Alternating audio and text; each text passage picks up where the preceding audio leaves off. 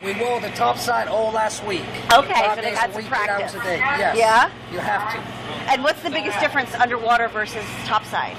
The difference is that you're totally weightless. It's the first difference. The second difference, the hardest part that it is that you have to be able to see the puddle when you make it hot. Okay. And you have all these bubbles, which is hydrogen.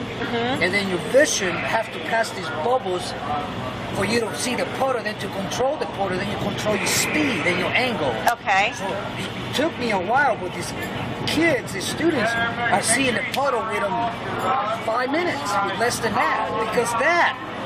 It's just speed. They have to get the speed. Yes. They want to. Right. They want to either go too fast or they go too slow. Right. It's just trying to get the speed and the angle right.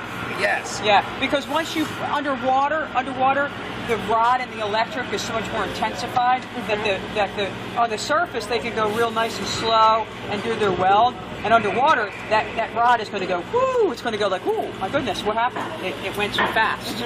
So it consumes underwater. The rod consumes a lot faster. Oh, really? On the surface, you have it consuming real nice and slow. On the water, it goes real fast. You just got to lay it in there. So you really have to change your pace. Yes. Yeah, it's a lot faster underwater. A lot faster. But that's outstanding. That's really good. Yes, it is. It is. They know it. I told them. We're doing good? Yes, absolutely. Good job.